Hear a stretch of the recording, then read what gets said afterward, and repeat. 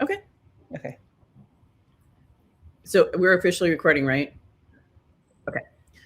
Hi, everyone, and welcome to What is Dyslexia, presented by myself, Tracy Block-Zaretsky, and my business partner and friend, Kelly Sandman Hurley.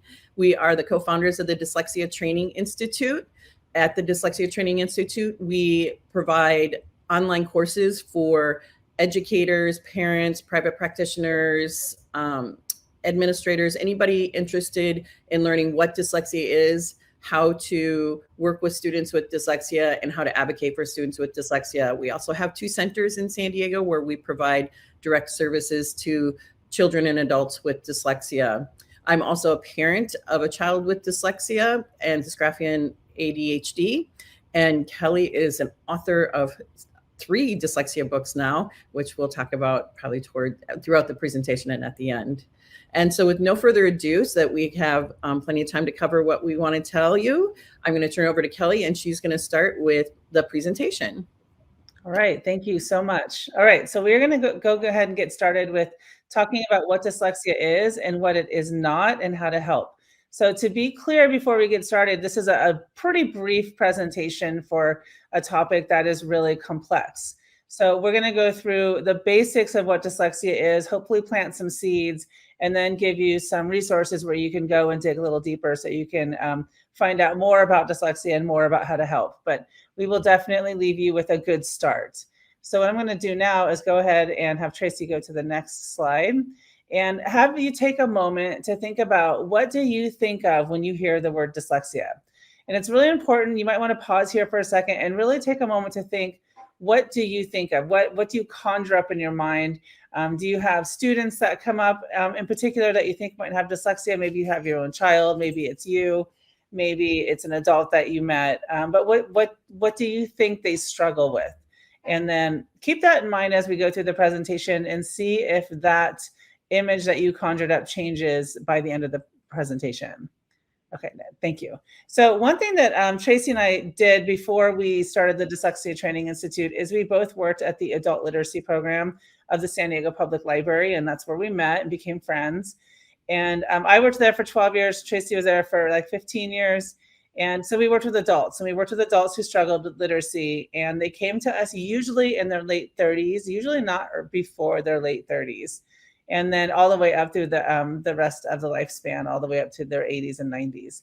And what those adults have always stuck with me, and I know they've always stuck with Tracy, because their stories were so touching, and they really gave us the initiative we needed to try to help kids to not become those adults who came to our literacy program. So the reason I bring this up is because if you ask a student what it's like, if you ask an adult what it's like to read out loud, or what their first memory is of reading out loud in front of their peers when they were kids, they all say torture or terrible, or I would run out of the room. But torture comes up a lot. And so it's really important that we start this presentation with that story about the adults, because we're presenting to a K-12 community for the most part, and maybe some parents I know, and maybe some adults who have dyslexia, to really remember that what these children experience in school will stay with them forever. And so they start to begin struggling with reading and spelling really early on, and they know they're struggling with reading and spelling really early on. So how we respond to them really early on really shapes how they feel about school and about themselves as they go through life. So that's my little soapbox. Now I'll get off my soapbox and we'll talk a little bit more about what dyslexia is. Some myths and misconceptions about dyslexia is a lot of people think dyslexia is seeing letters and words backwards. That's usually the first thing that people think of. And that is not always the case. Obviously, some students will confuse their B's and their D's and their P's and their Q's, but that's not because they're seeing things backwards, but I'll discuss that a little bit more later. They might say she's in the 3rd grade, she's already outgrown her dyslexia. You never outgrow your dyslexia. You're born with it, you die with it, and it might change over the lifespan, but it doesn't go away. Dyslexia is caused by a bump on the head. It's definitely not caused by a bump on the head. You're born with dyslexia. You might lose your ability to spell and read if you have a traumatic brain injury, but that is something different than dyslexia. Dyslexia isn't real. We hear this a lot. Dyslexia is very real. In fact, you should ask yourself, if you feel that way, that if it's not dyslexia, then what is it? What is causing all these reading and writing problems if you have eliminated, all the other things that could be causing reading and writing problems? And it is important to use the term dyslexia when we're going back to dyslexia isn't real, to use the word dyslexia and to use the label dyslexia, because if you ask adults, they like having that label. The label's liberating because it's like, oh, it's not me. It wasn't my lack of motivation. It wasn't my lack of intelligence. It wasn't my parents' fault. It was something I was born with, and I just need to be taught a different way so that I can be more successful. Dyslexia is just an umbrella term. So this comes up in IEP meetings and special ed. Dyslexia is not an umbrella term. Specific learning disability is the umbrella term that dyslexia falls under. So dyslexia is a specific learning disability under specific SLD, which is specific learning disability, and it is one of the qualifying conditions under that umbrella. We don't work with dyslexia quite a bit. If you've ever stepped foot in a classroom anywhere in this country or any other country, English-speaking country or Spanish-speaking country or any other country, you have worked with someone who has dyslexia in any classroom. It may vary. None of them look exactly the same, so they will vary from class to class, but you've definitely worked with someone who has dyslexia. And dyslexia isn't part of special education law. It is part of special education law. It's always been part of special education law. The word dyslexia has been in IDEA since its inception in 1974. So that these are all just myths that tend to get handed down. Maybe people aren't checking them to see if they're real. They just are believing who told them, that this is a thing. But none of these bullet points are actually things. Okay, slide 5.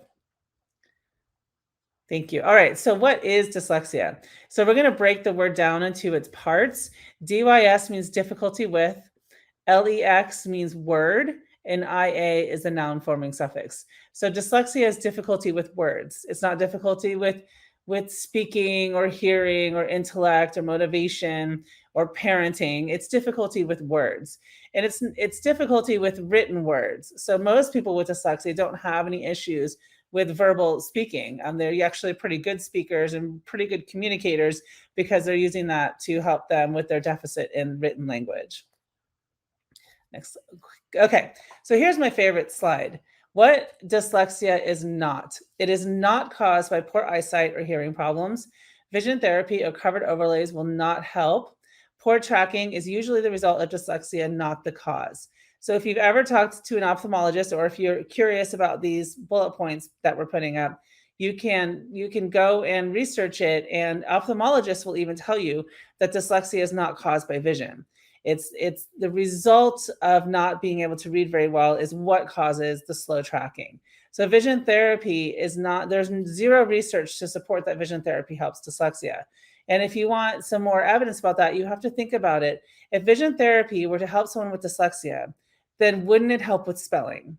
Because spelling is a huge part of dyslexia. And so when we're giving a therapy that only is created to help one part of the literacy process, then we know that it's not really something that is appropriate for someone with dyslexia. Dyslexia is not seeing letters or words backwards, which I talked about earlier, and we will talk about again in a moment. It is not a developmental disability affecting IQ. It is not acquired alexia, aphasia, or anomia, which I also talked about with the traumatic brain injury. It's not a disease. There's no onset. It's not curable. It's not something you can take medicine for. There's lots of people out there who will say, we can cure your kid in 30 hours in front of a computer program. That's not true. It's not a lack of educational opportunity. So you might have students who are struggling with reading and spelling, but then once you dig in, you find out that maybe their parents didn't read to them for whatever reason. Maybe their parents also have struggles with literacy, and that's why it didn't happen. But maybe they moved around a lot. Maybe they had a childhood illness. There's a lot of things that could be why they struggle with reading and spelling in school, which is why a screening is really, really important in kindergarten. And I'm not saying a full-blown assessment. I'm saying a screening. So in kindergarten, a screening is something that would be really appropriate to determine whether or not the student is struggling with phonological awareness or phonemic awareness, or if it's just a lack of educational opportunity. It's not the result of a lack of effort or laziness on the part of the student. To steal a line from Rick Lavoie, the person with dyslexia, the person with a learning disability is probably working harder than anybody else in that class. So if you have a 15-year-old who's still struggling with reading and spelling and they're still coming to school every day, that's not a lack of effort or laziness, because going to school every day when you struggle with reading and spelling is extremely tiring. And then don't forget that that student also has to go home and struggle with their homework. And then some of them are lucky enough to have tutors. So after school, then they also have to go home and do tutoring, and they're still trying. So, really think about that when you're working with someone who's struggling.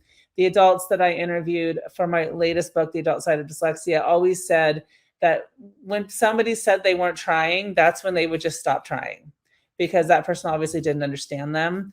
And so when we use words like that with someone who's struggling and trying as hard as they can, it's going to shut them off. So we have to be really careful with the words that we use. It is not a medical condition. You cannot get a medical diagnosis for dyslexia. A diagnosis for dyslexia usually comes from a neuropsychologist, a psychologist, in some cases a speech and language pathologist, and maybe a private practice school psychologist. But it's not something that has a medical diagnosis. You don't take medicine for dyslexia. Okay. So I did mention the letter reversals a few times. So yes, when you have kids who are struggling, you do see them mix their B's and their D's and their P's and their Q's, like I said earlier. But that's not because they're seeing it backwards. It's because when we're born looking at an object. So you see on the screen the picture of an elephant. But if I turn that elephant around, it's still an elephant. Like, oh, that's still an elephant. I could put it upside down, it's still an elephant. But you go to school and someone shows you a picture of a B and they're saying, okay, that's B, and it says B in some cases. And then they're going to just turn that grapheme around, and now it's a completely different letter with a completely different phoneme. And then they're going to do it 2 more times. So you have the same object turned around in space 4 different times, and each time it's turned around in space, it changes its identity. That doesn't happen with anything else except for the written language. So when students have difficulty with that through the 2nd grade, that's very normal. It becomes a red flag after the 2nd grade. But I want to say it's a red flag very carefully, because it's just one piece of determining whether or not someone is struggling. Not all people with dyslexia flip their P's and B's and D's and P's and Q's. I would say maybe half, maybe less than half do it. And so it's just one red flag that could come up with someone who has dyslexia. All right. So what is dyslexia? So I'm just going to read to you the definition from the International Dyslexia Association. Dyslexia is a specific learning disability that is neurological in origin. It is characterized by difficulties with accurate and or fluent word recognition, and by poor spelling and decoding abilities. So this is probably something you've seen in a classroom or your own student. And I really want to highlight the poor spelling part, because you can have a student who reads decently, but they can't spell. That could still be a student with dyslexia. You can be a decent reader and a poor speller and still have dyslexia. Okay, next slide. All right. So let's go into the definition a little bit more. So difficulty with accurate and or fluent word recognition. This could be difficulty reading sight words, difficulty recognizing a word in different contexts. So you might have a student who sees the word couch in one sentence, and 4 sentences later, they see the word couch again. It's like they've never seen it before. So that is a red flag for someone with dyslexia. They can decode words, but may do so slowly. So this is your dysfluent student who might be reading it, but they're reading it really, really slowly. And in that case too, you want to make sure that you're going back and checking for comprehension, because some students who read really, really, really slow can tell you exactly what they read, and they might surprise you. So don't assume that just because they're reading it slow means that they don't understand what they're reading. So we're going to talk about poor spelling for a minute. This is a list from my student when she was in the 7th grade, I will say. Very severely dyslexic, really awesome girl, super smart, but she struggled with her reading and her spelling. And so she made a list of, I think, about 10 things that she wanted to be able to do. So this list actually says she wants to graduate college, jump out of a plane, visit Paris, have 100 squishies, be an actor, go to Hollywood, go to a Taylor Swift concert, go to the Wax Museum, which is, I always like to point out, is my favorite because I love the way she spelled wax, and drive in a limo. So one thing to note about this is, I'm sure if you're an educator, you've probably seen spelling like this, or a parent, and so, or yourself perhaps. But what I want to point out about this is she is doing exactly what she's been taught to do. She is sounding out the words when she spells. And so when you teach someone with dyslexia to sound everything out when they're spelling, it's not going to go very well. So this is more evidence that A, she has dyslexia, and B, she really needs someone who's knowledgeable about the English orthography to be able to sit down with her and explicitly teach her why in graduate, although it does sound like the J right there, why it's a D. And help her understand why that D is there in order for her to be able to improve her spelling. But I will point out that, she's, like I said, she wants to please. So she's doing exactly what we told her to do because she's trying to be a good speller and a good student. So again, when we continually do something that doesn't work, it's just kind of making them less and less, what's the right word? It's hard for them to keep going when they keep failing at something. So that's why we have to be so careful about what we present to students with dyslexia, because if we keep giving them interventions that don't work, they start to internalize those failures as their own instead of the intervention. It's not their failure, it's the intervention that we provided them. Okay, next one, please. All right, so here's the second part of the definition. These difficulties typically result from a deficit in the phonological component and orthographic components of language, as often unexpected in relation to other cognitive abilities in the provision of effective classroom instruction. So the unexpected is the important part here. This is your student that is bright, is articulate, had good 0 to 5 literacy experiences. Maybe they've had a sibling go through, so that the sibling is able to read and spell, or perhaps they also struggle. But let's say this is a student who had a sibling who did okay in school. So it's the unexpected part. So when you have a student who's doing really well, and then all of a sudden you give them literacy activities and they fall apart, that is a really good indication that there is something going on. It's probably, it might be dyslexia. Okay, the next one, please. All right, so in that definition, you saw the term phonological awareness. So Tracy and I have taken the liberty to changing phonological awareness to phonological understanding. We don't want our students to be aware of phonemes and to be aware of the phonology of our language. We want them to understand it. So we just did that little word change there.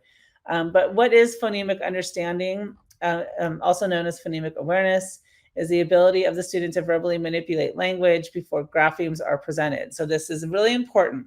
Phonemic awareness does not include graphemes. It does not include letters. When you are doing phonemic awareness activities with the student, you are only doing things verbally. So to the student, I might say the word cat. Now say the word cat without the k. But I'm not showing them a cat. I'm not showing them the letters of a cat, of how to spell cat. We're just playing the word game. And then phonological understanding is the ability to analyze speech or spoken language from identifying individual words to word parts or syllables, and then into the smallest parts called phonemes or speech sounds. So phonological understanding is now when you are adding the graphemes and they are able to break down the word and attach each phoneme to a grapheme. Okay, and then the last part of the definition is secondary consequences may include problems in reading comprehension and reduced reading experience that can impede the growth of vocabulary and background knowledge. So Tracy and I actually added the word can here because, like I said earlier, a lot of students have a really good vocabulary. These are smart people. People with dyslexia present when they're not having to read and spell, perfectly normal, usually highly intelligent people. So you wouldn't know it by their vocabulary. There are little things, when you've been in this business long enough, there are things that you can pick up when you're talking to people about, they might struggle with reading and spelling, but you can't determine that from their vocabulary. What I interpret from this definition, the growth of vocabulary, to mean is possibly they are referring to academic vocabulary. Because if you're not reading a lot, there might be some vocabulary that you don't pick up that is usually only presented in an academic way or maybe in a book. And a lot of students with dyslexia do also have background knowledge that they've gained in other ways, especially now with YouTube. I know that I have a 12-year-old son. He does not have dyslexia, but I know he spends a lot of time on YouTube. And he spends a lot of time watching videos about baseball, Major League Baseball. And so he's getting a lot of background knowledge that way, but he's not reading about it, but he knows a lot about MLB just because of YouTube. So, we have to make sure that we're not assuming that everyone these days gets their knowledge and their information from books. Caveat, I do understand that not everything on YouTube is correct. But we do have to, I do acknowledge that, but just when we're looking at the definition, to take some of it with a little grain of salt, because it might need to be updated just a bit. All right, so now I'm going to show you a video of my student Brock. This was Brock when he was in 9th grade, and I am so excited to tell you that he graduated this year. It was not an easy road for Brock, but he graduated, he did it, and he was phenomenally proud of himself. But in this video, he was in 9th grade.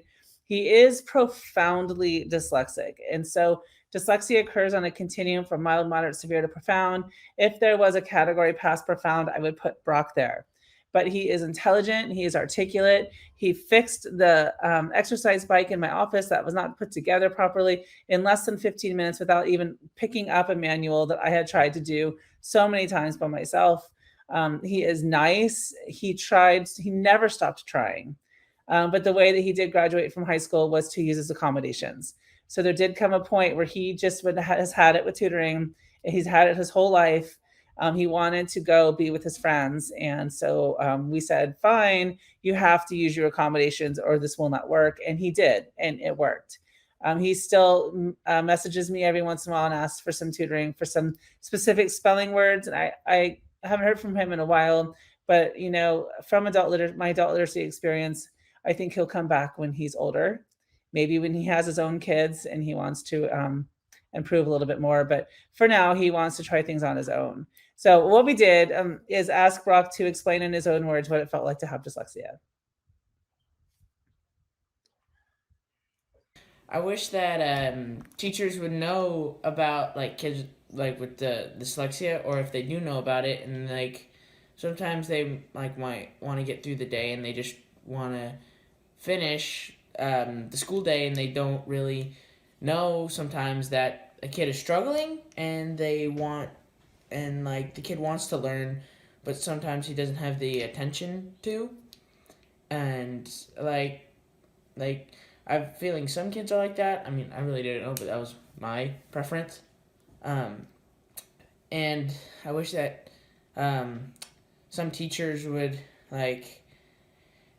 realize that some kids are trying, but that'd be their best, and they can't really give anymore. They would need guidance, and yeah. Okay, so the most important thing that Brock said, everything Brock said was important, but the most important thing that he said was they're trying. Please know that these kids are trying. No child goes to school saying, hey, wouldn't it be fun if I didn't read that well? Or wouldn't it be fun if I couldn't spell? I'm just going to try not to spell or try not to read. They do not want this. So they do not think dyslexia is a gift. They do not think it's super awesome. They think it's hard and it makes life harder. As they get older, they might see that struggle has made them stronger in other areas, but they're not trying to fail on purpose. Okay, so we'll show you the second video. Do you wish that teachers would have spent more time with you? Yes, it would have helped me a lot for certain stuff, like in math. I sometimes couldn't do word problems because I couldn't read it, and I'd have to ask my mom to help me. And yeah. Do you want to learn how to spell? No, not really, but it would be definitely beneficial if I did. It's kind of hard. And okay, so, and I should also mention that Brock's really honest. And so we asked him if he wanted to learn how to spell. He said no, and then gave an answer that he thought I wanted to hear because he knew this video was coming to me. But what he really said that was important was at the end, where he said he didn't want to learn it because it's hard. And this is because he's been trying for 9 years to learn how to spell. Brock still struggles a lot with his writing. He understands why things are misspelled. He can go back and edit his misspellings with a lot of effort. But because he's so profoundly dyslexic that he has so many things going on when he's trying to figure out how to spell it, that it just is really difficult. But he's getting there, and he will get there. He will get there. All right. Next slide. All right. So now I'm just going to talk a little bit about the brain research behind dyslexia. And when I say a little bit, I mean truly like a little bit. This is a really complex topic.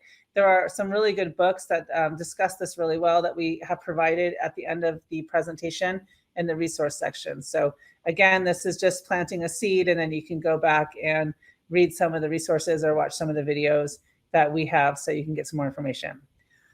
But what I will do is share with you what the technology looks like when they study children with dyslexia and children without dyslexia, so they can see that it is a brain-based issue.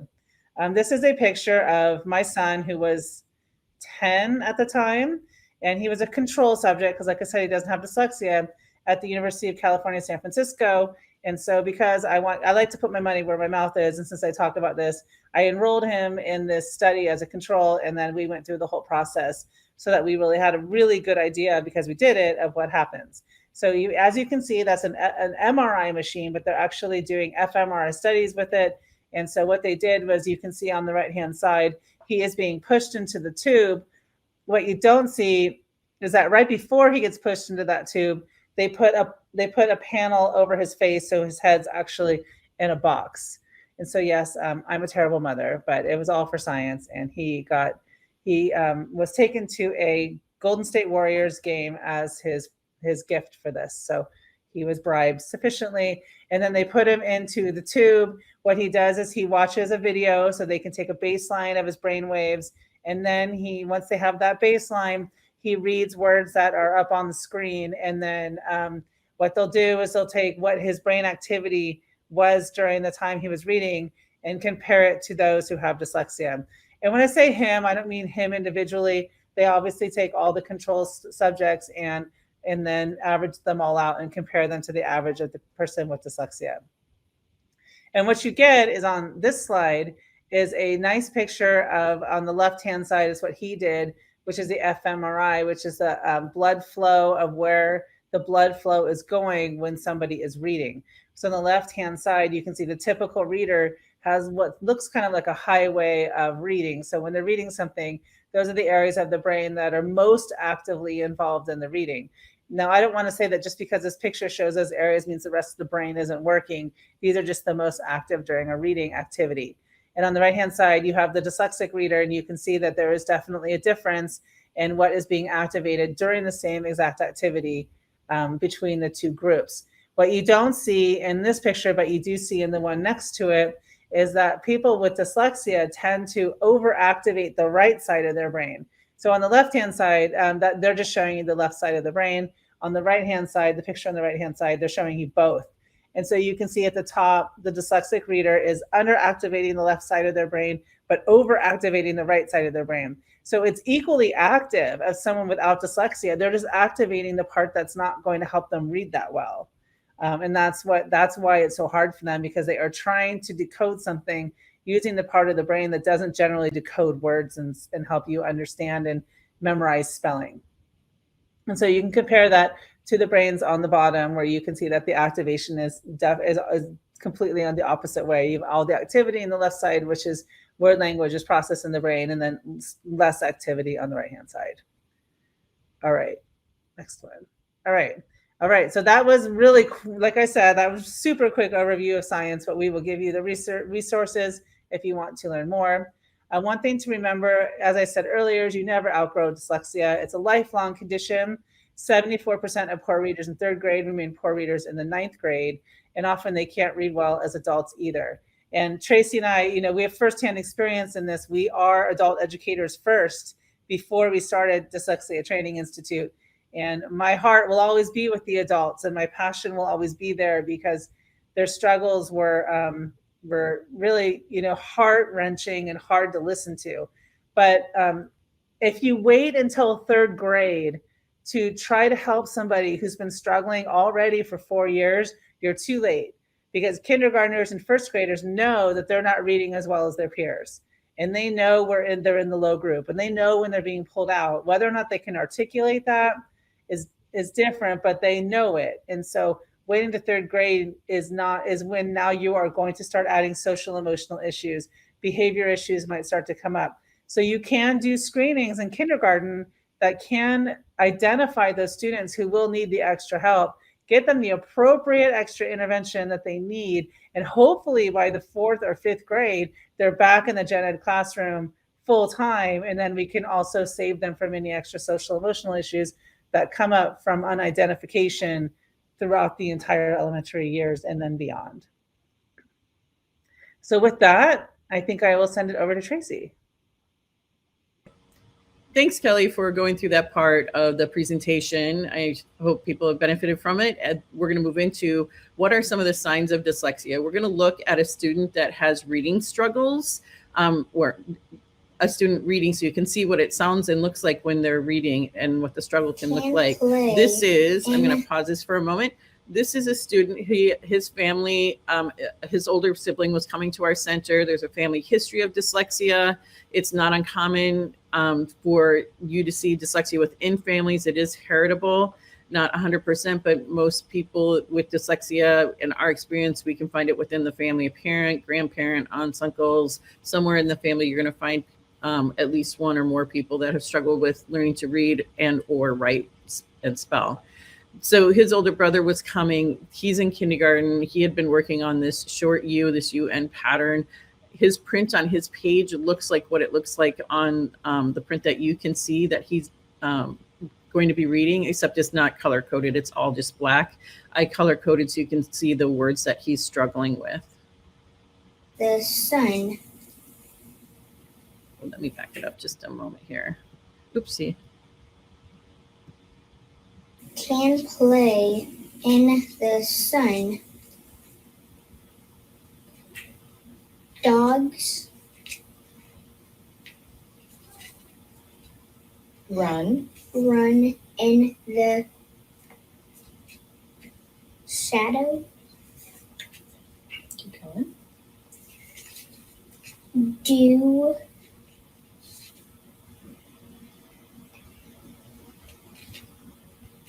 Pez.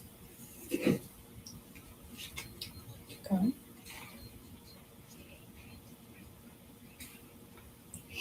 Have. Have. Have.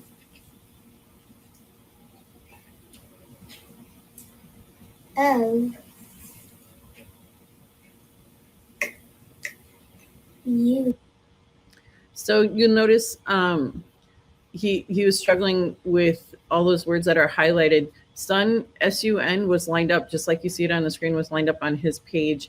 He read it correct in the first sentence, and in the very next sentence he said shadow, which is an interesting connection to the word sun, obviously, but you know, they were lined up and he couldn't figure out that was sun. He couldn't figure out the run. He couldn't figure out the fun.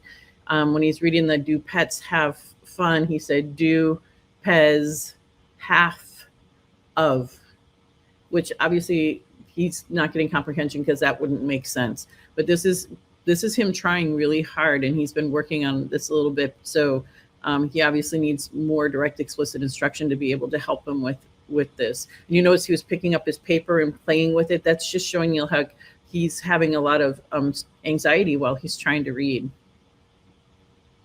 So in elementary schools, you'll see them really struggle probably with decoding. Dyslexia is on a spectrum, mild, moderate, severe to profound. There are several symptoms to dyslexia due to the limited time we have in this presentation. We don't have time to go over all the different symptoms, but an individual will have their set of symptoms, and the symptoms will be mild, moderate, severe to profound. So that's why two people with dyslexia are not going to look exactly the same. There could be two people that have severe dyslexia, but what set of symptoms they have and how it's affecting them may look a little bit different. I tutored twin brothers who were just like that. They both had very severe dyslexia, but how it manifested itself and how it impacted their reading and writing was very different. One had a big trouble decoding individual words, but if he could decode enough, he had great comprehension. The other could decode a lot of words, but he couldn't tell you anything that he read because he was so focused on that decoding that it impeded his comprehension. So you're going to see it really impacting their reading and their spelling, just basic sight words and all of that in elementary school. Into high school, their spelling is still going to be behind their peers and probably greatly behind their peers. This is when they start to experience a lot of anxiety and depression. Not all students do, but a lot of them either have anxiety or depression or a combination of the both. Because the volume of reading is going to greatly increase in middle school to high school, and the volume of writing requirements is going to greatly increase, and the time to get it done decreases, and that causes a lot of angst and anxiety for them. They're often told they're not trying hard enough. Now, mind you, they've been through 6 years of school already by the time they get to middle school, because they had kindergarten through 5th grade for most elementary schools. And so these are years they've tried and tried and tried and tried and tried. So sometimes they may get a little apathetic, like, I've been trying, it's not getting any better. These things that people say are going to help me haven't helped me. And they might start to get a little apathetic and not look like they're trying as hard as they want, but they do want to learn to read and write. They're often told that they're not motivated. They want to learn to read and write. They need the right instruction. Gifted students, they're often called twice exceptional or 2E kids. Those are kids that have a high IQ and have a learning disability. They may be getting good grades or passing their classes and getting decent grades, but they're working so much harder than their peers because they can rely on their giftedness to get through the classwork. Accommodations become super duper imperative in middle school and high school because they need to be able to access the curriculum. They're struggling with the reading and writing. It's as I said earlier, the volume of requirements to read and write are getting much greater. So they need to be able to access the grade level content and be able to produce that grade level content with the same ease as their peers. Not saying we want to make it easier than their peers, but with the same ease as their peers, because they're putting in so much more effort without the accommodations. So writing samples can tell us a lot about what our students understand about the language. The less they understand about the language, the harder reading and writing is going to be. This is Chad. He's in 3rd grade. You'll see he still has that BD confusion. If you look at his ABCs at the top of the page, he may have a little bit of dysgraphia. He has a hard time staying on the line and forming his letters. What he wrote is I went to the Padres game. It was fun. The Padres lost, but they tried their very best. Notice he only has a period at the very end, even though that is not just one sentence, because he's so much struggled to just get the words on the page. But he also was doing that, sounding it out. I went to the game, to the Padres game. Notice Padres, he actually played ball, and his team happened to be the Padres, and the professional team here in San Diego is the Padres. But he saw that word Padres a lot on his own uniform, but also on all of his peers, his teammates' uniforms all the time. And notice how he never picked up how to spell Padres, having seen it all of those times. And you see he has that BD confusion when they lost, but they tried their very best. Look at his tried there. He really struggled with, and very in best. He's really struggling with just basic sound symbol relationship and understanding how the language works. This is Taylin. She was in 7th grade. Her school was going to Washington, D.C., and they got to do a really cool thing there where they get to go to the UN and represent a country that they did a research on and wrote a resolution for. This is her writing why we go to the UN. Notice her why. She's sounding it out. It makes sense why she spelled it that way. You'll notice that a lot with her writing. The reason we go to the UN is because it is a great learning experience. You can figure out what she's writing because you can sound hers out. It will teach your child all about how to write resolutions about the government and culture, how to interact with people from different nations is a skill that is practiced in the UN. So you can figure out what she's trying to write, but you can also see what she doesn't understand about the language and just basic spelling challenges that she's really having a hard time with. And this is Brock, the student that you heard speaking earlier. He went on a trip, and Kelly asked him to write a few sentences about his trip while he was gone. And so these were some of the sentences he wrote. Today we went over to Fred's. Then I caught a crab. Today I went skimboarding and caught a fish. I really like this because you notice in his second sentence that then I caught a crab. He spelled caught, C-O-U-T, and then he caught a fish, C-O-T. So you can see he's trying, even from sentence to sentence, he's struggling so much with spelling, he spells them differently. I had too many Cokes today. He's struggling with that BD confusion all the way into high school. I made a surfboard blanket. There was a big shore break. There was a massive stingray. I surfed a small wave. We ate crab for dinner, and I grabbed a stingray. You notice, look at his grabbed. He has his first, his BD there, confusion still going on. And so you can see he has a lot of things. He could look back at this and start telling you where he has spelling mistakes. He'll know that he has spelling mistakes and what the words are, and he may be able to fix some of them. But you notice this is him just really struggling even in high school with getting words on the page. I will say there's no way when he first started tutoring with Kelly, he could have done any of this at all. So he came a long way at this point, but he still was really struggling with the basics of reading and writing.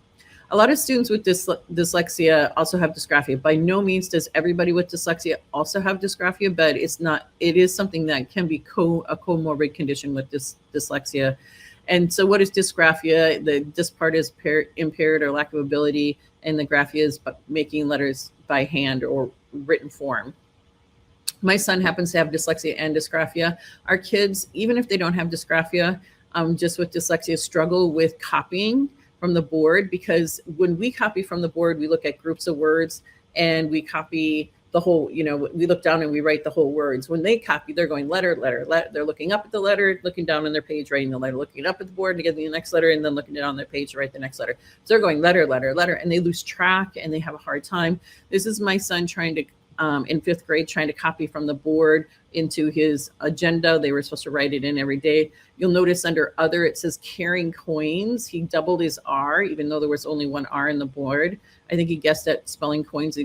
And then on canned food, even though there's a double N on the board, he only has one N on his page. Notice down on the 9th under math, he wrote off the page. That's his dysgraphia. This is him. He's had handwriting without tears. He does not have small motor disabilities.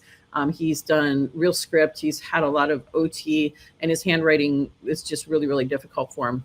You notice on the 9th under other, you'll notice it actually becomes a scribble. And I asked him what happened there. Now, mind you, he has accommodation, got to take pictures of the board, but he'd always sit down and write it in his daytimer because he wanted to be like his peers. So we always had the picture to back it up. And he wasn't even required to write it in here, but he wanted to be like his peers. So I asked him what happened, and he said, Mom, it was the end of the day. They usually did it in the morning. It was the end of the day, and he was rushed. It's the worst time to get somebody to do something like this who has dysgraphia because they're so fatigued already. And to rush them, is just not a good thing. This was him in 7th grade. He was doing a homework assignment. He was supposed to write only 3 things about an article he was reading. He thinks he wrote 13 things. My son has no problem with counting, but this will show you his fatigue factor. Look at his numbering: 1, 2, 3, 4, 5, 7, 8, 9, 12, 13. My son doesn't have a problem counting. He was just so fatigued. You notice his first sentence is his first thing is really, really long. His second one's pretty long. His third one's getting shorter, and he's having a hard time staying on the line. 4 through what he has numbered as 13, you can't even read hardly any of it, if any of it. He brought it up to me, and he's like, look, Mom, I wrote 13 things. I'm like, oh, Joe, you only had to write 3. And he's like, I know, but it was so interesting. I wanted to write it all down. But as you can see, it was really difficult. And in our house, when we talk about write, that means get out your computer and type. I truly believe to this day, he ended up writing it just so I had this writing sample to share, because when people tell me my son isn't trying or that our students aren't trying, this is a kid trying really hard. And here's the evidence. So how do we help? They need to be appropriately identified through appropriate assessment and evidence gathering. They have to have appropriate accommodations put in place. They need appropriate remediation, and we need to trust our students' intellect that they want to learn and they're able to learn. Accommodations should not replace remediation. They still need to get the remediation, and remediation does not replace accommodations unless they no longer need the accommodations. Some students may need accommodations through school even after they've had effective remediation, such as my son. He happens to have double deficit dyslexia, where he had the phonological processing and the rapid naming deficit. So just he can read. He's always read at grade level because his remediation started very young. He's in 11th grade right now. But he fatigues faster than his peer. And as I said, in the grade levels, as you go up fast in grade level, the volume of reading increases so much, it can be too much for them to keep up with the grade level content without appropriate accommodations. And fluency checks a lot of times are done on a 1 or 2 minute read, it really won't capture that fatigue effect. So if you had my son or kids like my son who have had appropriate remediation and can read, they probably read really well for a minute or two. And so their fluency seems fine in that minute or two. But if they continue to read, you start to see the fatigue effect, and the number of words they read per minute will drop. The number of errors that they make will start to increase because they're fatiguing. And therefore, the number of correct words they read per minute is going to greatly drop. So we want to make sure that we have their accommodations in place. And accommodations, of course, are those tools or modifications that will assist a student to be successful in the classroom work environment. It gives them access to grade level content to the same ease that their peers are having. It gives them the ability to produce grade level content at the same ease as what their peers are doing. And remediation is the direct explicit instruction that's going to help them improve their basic literacy skills. So here's some, just a few. There's many appropriate accommodations. Any student that has an IEP or 504 should have an assistive technology assessment done. That's part of the IDEA law, where they have an assistive technology assessment that identifies all the appropriate accommodations and trains them how to use them. But here are a few. Allow time to process information, do not require oral reading without warning or practice, and specifically unless they volunteer. Do not mark off for spelling, so grade on content, allow them to shine in the subject in which they excel. Give them less amount of homework, have them do the same content, but not as much as everything unless they have all the appropriate accommodations in place. Don't punish them for incomplete work. Don't make them stay in for recess, because if anything, they probably need the break more than anybody else in the class. And toss the red pen in the trash can. Don't mark their papers up so much it becomes disheartening. Some additional accommodations are books in an audio format. There's two organizations, Bookshare and Learning Ally, that have huge collections of books and other print material in an auditory format. These are designed specifically for people. These organizations are specifically for people who have a print-based disability, either a vision, like they're visually impaired, or they have a learning disability that impacts reading. Text-to-speech software and speech-to-text software. Grammar checks, the grammar check software has gotten much better. There's some new Grammarly, like Grammarly and Ginger software are much better than the old ones. Having a note taker, because it's very difficult for our students to take